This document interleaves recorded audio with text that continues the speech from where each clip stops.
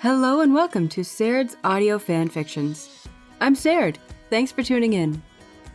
In this episode, we'll be continuing with Chapter 3 of November's Secret by LanaBerry, a Yuri on Ice fanfiction. If you've missed any episodes or just want a refresher, please follow the links in the description below. There you should find links to past episodes and chapters. Also, just a reminder, the entirety of this fic will be made available to download as a single complete audiobook upon the fic's completion. It and other complete works can be found on my website at www.sairdsAudioFanfics.com. Right, let's get to it. Happy listening!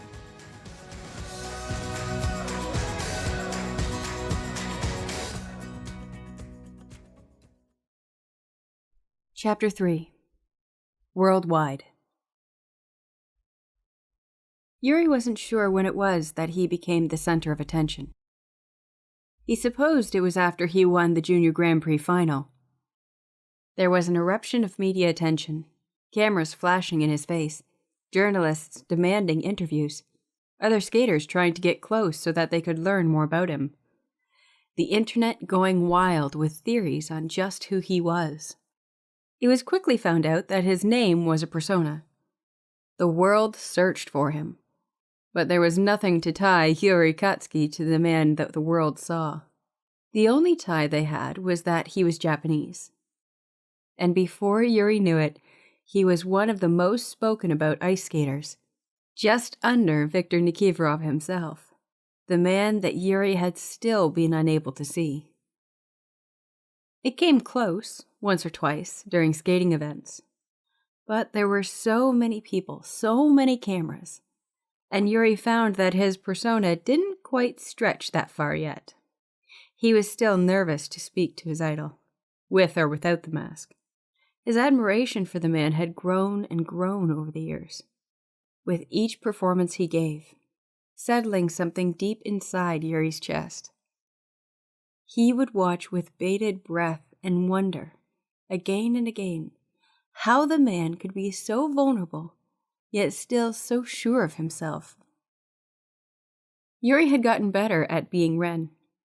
There were only so many years that he could put off an interview before the media began to throw rumors around as to why he was avoiding it. At the advice of his tutor, he sat down with one, a trusted woman for a small magazine. He remembered her face when he had accepted. He saw the fear in her eyes when she asked a question, knowing that she was not one of the biggest reporters, hardly anyone in the eyes of the skaters. But she tried. Her fear of failure was what drew Yuri to her, and he accepted her interview. He remembers how wide her eyes were blown as she stood among the other reporters, almost not believing that he had chosen her out of all of them. They found a small, quiet room in the arena, and Yuri sat down for his first public interview. She asked some of the usual questions, like how he had found his love for ice skating and what he was expecting to get out of the season, what he thought of his fellow skaters, and so on. There were some personal questions, such as his favorite color, favorite food, anything more on him that she could get. But Yuri could see the impatience, the desire to ask for more. "It's all right," he told her carefully. "You can ask for more if you want. I'll let you know if I'm not comfortable answering them." He was surprised by how steady his voice was. This was some of the reason that he didn't want to accept an interview. Previously, it would have been the attention and the pressure to answer perfectly. Yuri Katsuki didn't like the pressure. But now it was because he knew what the interviewers were really after. There had always been the same few questions that followed him now. Why did he wear a mask? What did he look like underneath it? The same few time and time again. There were even some theories online, some wild ideas about who exactly he was. His personal favorite was that he was some sort of monarchy, perhaps not even Japanese at all, and wanted to compete but didn't want the media attention his status inevitably came with.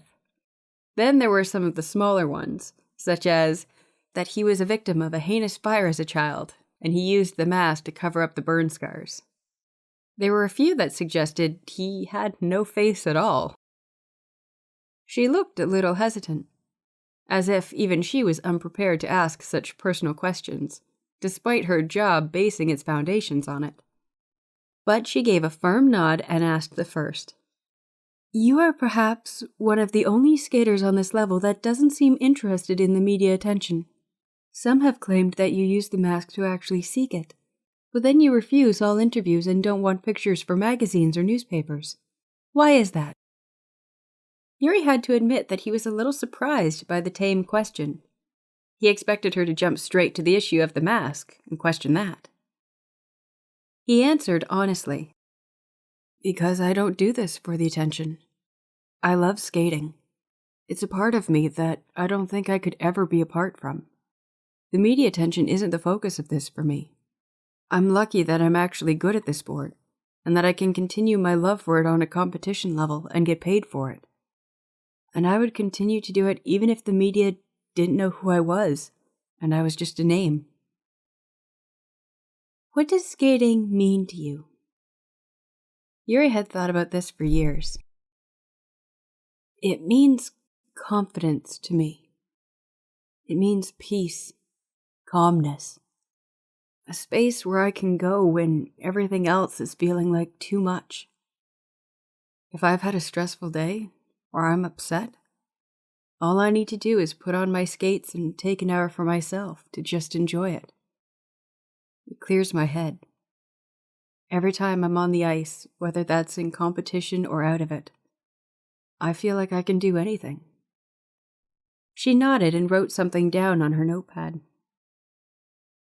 And concerning your mask, I'm sorry, but it's not a question I can avoid.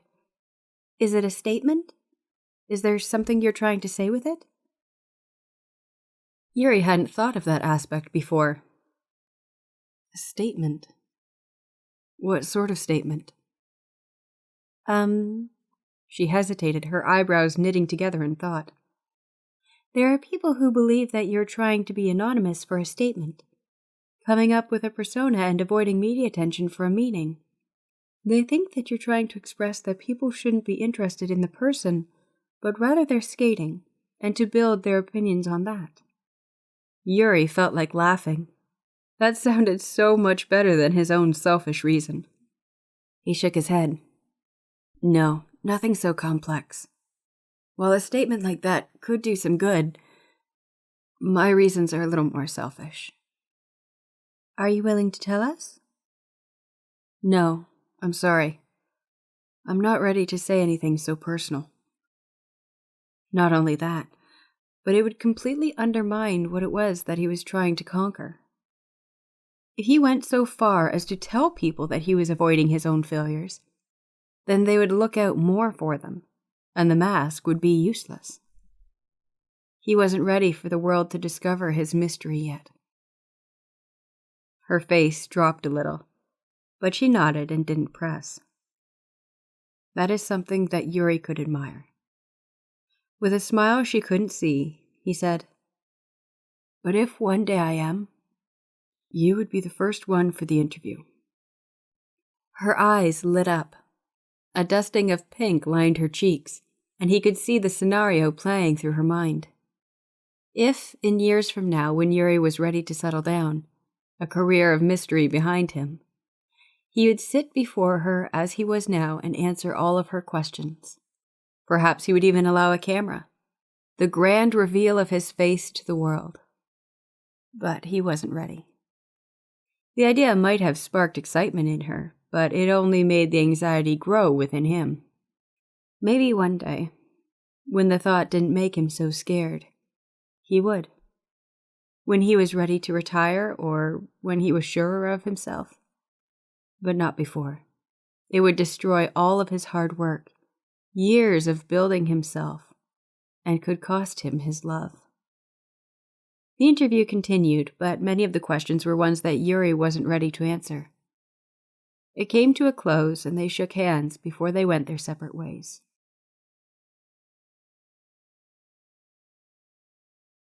The year that Yuri was going to make his senior debut, he had to take the season off.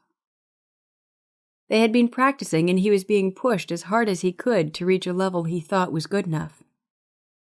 It took a while. His step sequence was beautiful, something he perfected early on. But despite the power his mask gave him, his jumps were still in need of work. The quads were harder than he expected them to be. He underestimated the precision needed, the speed, the rotations, the exact landing. And yet there was no better feeling than when he did land one perfectly. Not every time.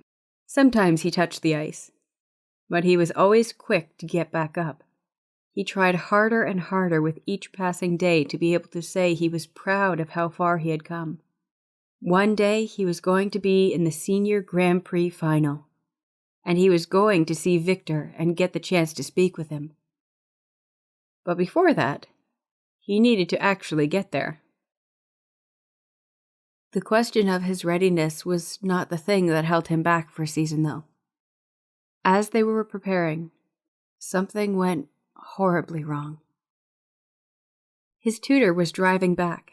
He'd been visiting family an hour away for the day, and was heading back in the early morning to make it for their full day of training. It was cold and windy.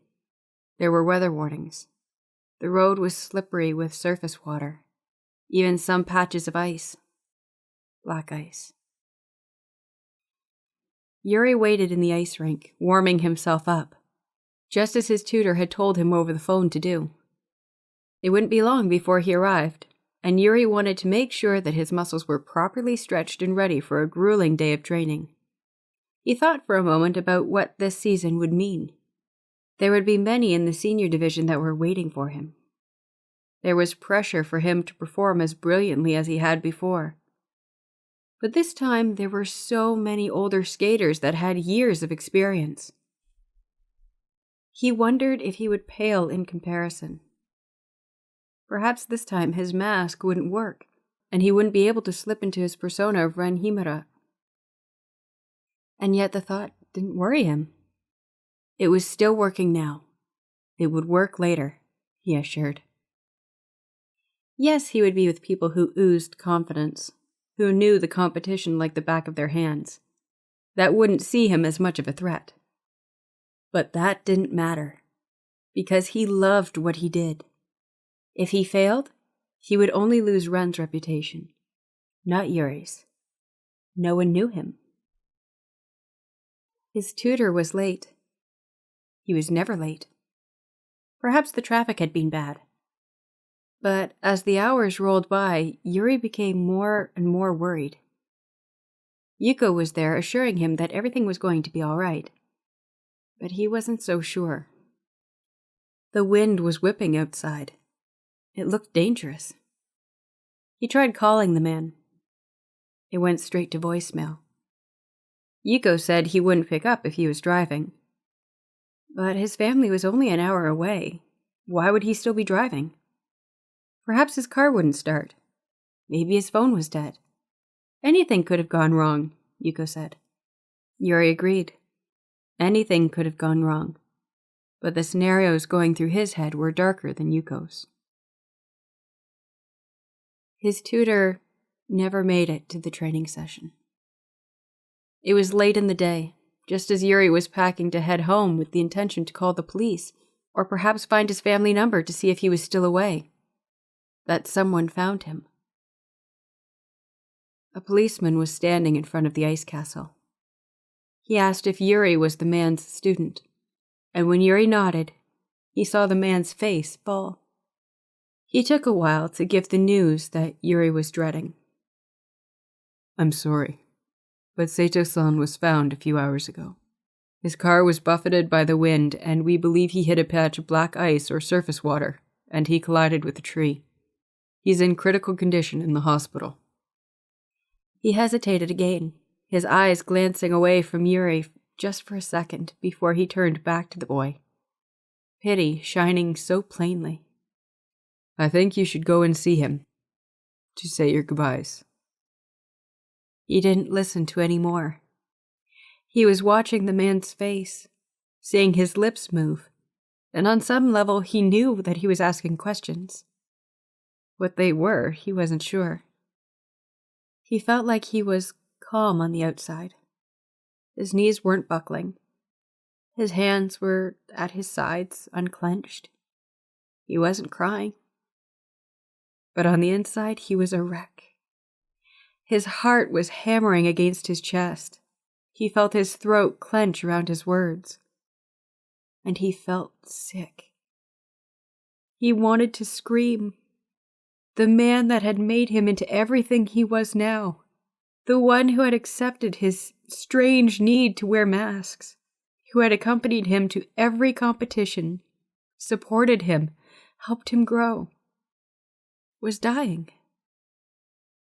Yuri saw himself as a fragile house, built on fragile pillars. Each pillar was someone he loved, someone who helped him be who he was. They supported him, both physically and mentally. They were everything to him, and he wished he had enough love to show them all just how much they meant. But once one crumbled, he could feel himself fall. Yuko was beside him, giving him a tight side hug. She didn't seem too worried that he wasn't hugging back. Her face was resting in the crook of his collarbone, and he could feel her tears dampening his clothes. She was shaking. He didn't even think of it twice. He pulled out of the competitions that were coming up without an explanation. He wanted to spend time with his tutor while he could, to comfort him and to make sure the man knew just how much he had done for Yuri. Somehow, the world found out anyway. There were articles the next day, all with the lines of how Ren Himura pulled out of the season because his coach had been in a fatal car crash. Some were overwhelmed with positive words and hoped that the man would pull through. Others were critical, with the message that Ren shouldn't have pulled out when his career was on the line. Yuri didn't read any of them. He pushed his phone away when his eyes happened to glance over the news. Instead, he switched it off and slumped in the chair. His tutor was lying on the crisp white bed before him, hooked up to every machine there was. His chest rising slowly up and down, an oxygen mask over his face. On the other side of the bed, the man's family were speaking to a doctor. Yuri watched the man's face. His tutor was sleeping. The wrinkles on his forehead were more pronounced now as he reached his 60s. But in sleep, the wrinkles around his mouth were nearly gone. His skin was pale and almost translucent in its sickness. His breathing was shallow. As much as Yuri tried to pretend that the man was all right, it was clear he wasn't. He came every day and sat before the bed for hours just to see how he was. Oftentimes his family would be there too. And every single time the man was asleep. Yuri knew he'd never see him awake again. There was a commotion outside the door. Yuri turned just in his chair to see the door open ever so slightly before someone shut it forcefully. There were raised voices outside, a stomp of a foot, click of a camera, then silence. The doctor entered the room. "They're trying harder every day," she commented. Yuri felt his heart clench. It was his fault. If he hadn't been in the media attention so much, his tutor and his family could have a quiet day to see their loved one. Instead, journalists were gathering outside the hospital doors just to see a glimpse of him every day, with the idea that maybe in this time of need, Yuri might forget his disguise. He felt sick thinking about how selfish they could be. Some even asked the family before him if they had seen him. They denied it, more out of respect for their loved one than Yuri himself. But he thanked them anyway. Some tried to disguise themselves as doctors just to get in. others as janitors, some as other patients. Luckily, all of their plans had been seen through before the damage to his reputation could fall. In this moment, though, the only thing that was keeping Yuri going was that one day he was going to return to competition, out of respect for this man and what he had helped build. It was the only reason why he didn't just let the media see. Every time he needed to get away, Yuri would run to the dance studio and see Minako, then dance away all of his frustrations and the excess energy he wasn't burning off skating. Minako didn't push him, didn't make any reference until one night. The worry must have become too much.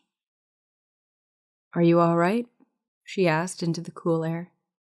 Yuri looked up at her before he wiped the sweat from his brow. "Yeah, I'm fine." She didn't look convinced. "Have you spoken to anyone about it?" "I don't need to." Minako narrowed her eyes. "Mari told me she hears you crying in your room sometimes, you know. You're avoiding your family. You're not eating properly." Yuri sighed. Of course his family had noticed. He tried to give them the smile he knew they knew was fake, but he couldn't stop it when they looked at him with such concern. He wanted to assure them that he was going to be fine, because he knew he was going to be. It would just take time. And right now it hurt too much to talk about. He wanted to avoid it until it was overwhelming him. He didn't know how else to deal with it. "I need to be on a diet anyway." "That's not dealing, Yuri. That's reckless. You need to eat. You're going to run yourself into the ground if you're not careful." "I am being careful." "No, you're not!" The force in her voice had Yuri reeling. He flinched backwards, pressing himself up against the wall and looking at Minako with wide, startled eyes. He'd seen Minako angry before, and he'd seen her being quite bossy. She was a brilliant dancer, and the dedication and discipline it took to get there was prominent inside of her. But he'd never seen her like this before, filled with rage, as if a storm was finally being released. "I've seen you scared before, Yuri," she said, a little calmer this time after his reaction. "I've seen you panic. I've seen you cry and worry and retreat into yourself. But that's always been when you're worried about yourself. This is the first major loss you're going through, and you don't know how to deal with it, so you're avoiding everything about it outside of actually visiting him. And you're not taking care of yourself in the process. You don't know how to handle the emotions inside of you right now, and that's why you need to talk about it before it damages you too much." Yuri wanted to say something, to fight back and argue that he was fine, but the lies were hardly coming out. He wanted to assure everyone that he was fine. He didn't want anyone to worry, because the guilt would be too much. He didn't want to have that attention. There must have been something in his face, because Minako engulfed him in a tight hug and smoothed his hair. For the first time, he felt himself let go, and cried into Minako's shoulder. He was racked with sobs, his body shaking, and he almost fell to the floor, if it hadn't been for her holding him. He'd known sadness before. He'd cried before. He'd been scared before. But it never felt like this. For the first time, he was scared for someone else. He was worried he would never get to talk to him again. Never get to hear his voice, to see him move, see his eyes, practice with him, show him the moves he learned. He'd never see him beside the rink in competitions. Never wait at the kiss and cry with him to wait for the results. He'd never be able to show him how he'd perfected some jumps. The pride he had when he got better. He wouldn't be able to show him anything.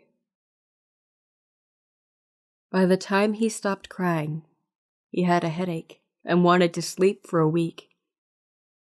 He thanked Minako for a shoulder to cry on, and she reluctantly let him go home. He assured her he would be fine. and this time he sounded more genuine. He always felt just a little better after crying.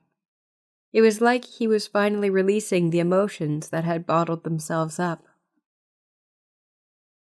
He took off his shoes when he got through the door of his home. His mother was waiting, called forth by the sound of the door opening, and she gave him a small, understanding smile. "We've just sat down for dinner, Yuri. Would you like to join us?"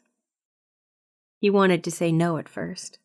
It had become a habit, too. But he saw the hopeful sheen in her eyes, and his stomach rumbled at the mention of food. "Yes, I would like that," he muttered, and couldn't help his own smile when his mother beamed at him. The other pillars in his life were still standing, Yuri thought. He would be fine. He'd just have to wait. 6 months later, it was time to make a choice. The family, Yuri and Yuko, stood around the bed as the doctor said something. No one was listening. The air was heavy with tension. Someone was already crying. As the doctor turned to switch, they watched as the man on the bed stopped breathing. For a long time, Yuri wondered what he should do. No coach, no tutor, no one but himself. He wondered if he should pull from skating altogether. He'd lost some of his love for it, a burning reminder, bittersweet, of what was gone. He curled on his bed, holding Vichan tightly to him. The curtains were closed. The lights inside were off, and the darkness loomed around him. The media were still hounding him. News broke out of the death, and the response was a mix. A few were sending condolences to the young skater, while others were only questioning his return. With each word he read, he became more and more angry that this was all they cared about. How could they not feel sad about someone who had tragically lost their life in just a second's loss of control? How could they not see beyond competitive skating? How could they not think of his family and what they must have been going through? A knock on his door interrupted his thoughts. "Yuri, someone's here to see you." He lifted his head from where he had been smothered by Vichan's fur. "Who is it, Mari?" "Don't know. Says he's here to see you about coaching." Yuri shot up. He couldn't help but feel intrigued. There had been a few times where his tutor wanted to talk about his coaching. Yuri could almost hear his voice in his ear now. He was getting old, he had said, and he wasn't sure how much longer he could follow Yuri around from country to country, or still be able to help him train. He certainly couldn't stay with him through his entire career. Just before the accident, he'd told Yuri he was coming up with a plan B of sorts, finding a close friend of his to coach Yuri. Nothing had been set in stone or agreed upon, and so Yuri'd forgotten. "Coming," he called. He tidied himself up a little by putting on some proper clothes other than his pajamas, and then stepped out from his dark room. Mari stood on the other side of the door, a gentle smile around the cigarette in her mouth. "What does he look like?" Yuri asked. "Big man, dresses well, strong features, one hell of a chin," she chuckled. Yuri couldn't help but smile at the comment. The description didn't ring any bells. "And what about coaching? What did he say?" She shrugged. "Not much. I don't pretend to know what they're talking about half the time. But he said he knew your tutor. Was a good friend." Yuri nodded. "Right." They reached the guest dining room. This time of year it was quite empty, and in the vast space a lone figure sat at one of the low tables. He was wearing a purple suit, and his long dark brown hair was pulled up into a tight tail at the back of his head. As he turned, Yuri's eyes fell onto his chin. Mari's comment rang endlessly in his mind. The man stood and offered a hand. "Hello, Yuri. I am sorry for your loss." Yuri took it and shook, switching to English immediately. "You as well. I heard you were good friends." He sat opposite the man, and found he was not quite able to meet his eye. "We were. How have you been dealing with it? He shrugged. As well as I can. Eager to avoid the subject, Yuri asked, What can I do for you, Mr. Just call me Celestino, the man said. We often spoke about you. Yuri's glance shot up, connecting immediately with the man. A shiver ran up his spine at the implication. He didn't know what to ask first. The questions forming in his mind, but not quite making their way through his mouth. He could only ask, Does that mean... Celestino was careful with his wording, sensing the fear radiating off the young man before him. Yes, I know who you are, but don't worry, he rushed to say. I won't tell anyone. He told me in good faith, with the hopes that once he retired, I would be able to take you in and coach you, and in order to do that, I would need to know who you were. We often spoke about you. Yuri twitched, fiddling with his fingers under the table. And what did he say? Not much else. He said that if I wanted to know more, to ask you in person. The fear calmed a little in Yuri. Oh, was all he said. But I won't ask you anything if you're not comfortable with it. I'm sorry, Yuri muttered. Celestino gave him a wide smile, and Yuri found it incredibly reassuring. There was something so warm about the man, something that he could already trust. You don't need to apologize. I promised you though. Regardless of what you choose, I won't let anyone know. Thank you. That's all I ask. Take your time deciding. You don't have to come back until you're ready, even if that's a long time from now. Yuri found himself giving a big smile, something genuine, and he suddenly felt like the pressure was finally easing off. He found he already liked this man, and on some level, he knew he already had his answer. But not yet. He wasn't ready just yet. It wasn't until he was 19 that he decided it was time to return. He was ready, his love for the sport returning tenfold, and an eagerness to finally make his senior debut. With Celestino by his side, he made the announcement. And the world exploded. The media, which had been dormant on his activities for quite some time, erupted into article upon article, interviews with other skaters, pictures of him, or rather Ren, circulating every social media, thousands and thousands of reports, his name in the news, videos of his past achievements linked all over the place. For a long time, it seemed to be the only thing the world was talking about. He had been famous for the mask before, but now it seemed to have escalated into something of a legend. It was as if his absence had only helped to strengthen the mystery. Everyone was anticipating his return. Yuri trained hard in Detroit with Celestino, having moved there on his 19th birthday to start his training and to prepare for the upcoming season. He tried harder than he had before, because now he had something to prove. He had someone besides himself to make proud of his performance. In his time there, and under the watchful eye of his new coach, he blossomed into a force to be reckoned with. He couldn't wait for his first performance. He couldn't wait to wow the world with what he had become. Let them all see just what he'd been doing, he thought. Let them see what my late tutor made, what he started. His legacy. He wanted to show the world that the memory of the man would live on forever. It would be his first season back since the man's death, and he wanted to dedicate everything he could to it. Somewhere his tutor's family would be watching. He wanted to make them proud of what their loved one did. They had devoted so many hours into something that they both saw as worthy of their lives' ambitions. He wanted them to see how amazing their loved one was. It wasn't just about him anymore.